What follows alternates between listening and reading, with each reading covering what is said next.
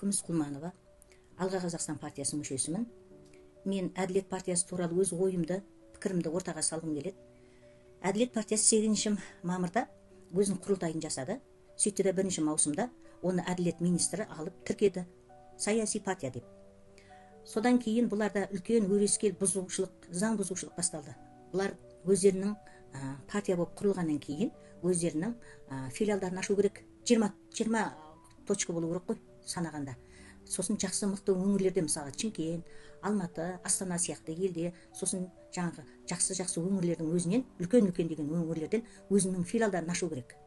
Филиалдарын ашып, соларға конференция өткізіп, делегаттарын сайлап, сосын кейін барып олар өздерінің съездерін бастау керек еді. Бірақ Әділет партиясы осы жерде өте дөрекі заң бұзушылығын жасады. Партия әлі еш жерде филиал ашылмай жатып, ешқандай конференция құрылмай жатып, ешқандай делегация сайланбай жатып, олар съездерін жасап тастады, екінші съезін. Екінші съезде олар алдыда аманатқа қосылатынын хабарлады. Бұл өте заңсыз. Бұл екінші съезді заңсыз деп алып тастау керек. Негізінде заң бойынша 10 баптың 3-6 тармағы бойынша бүкіл облыс бойынша, мысалы Қазақстанда құрылды ма Әділет партиясы, Қазақстанның 20 жерінде сондай өздерінің филиалдары ашылу керек. Сол филиалда қатысқан адамдарды әрбір филиалда 200 адамнан болу керек. Негізі бүкіл партияда 5000 адам болу керек ішінде. Осылардың бәрін өздерінің жаңағы съезд жасаған кезінде соған қатысуын талап ету керек. Бірақ бұлардың біреуі де сақталмады. Сондықтан Әділет партиясын мен заңсыз деп есептеймін.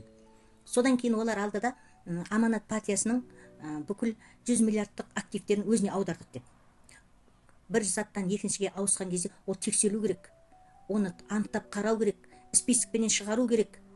Заңсыз алып бірден екіге аударуға ешкімнің правасы жоқ.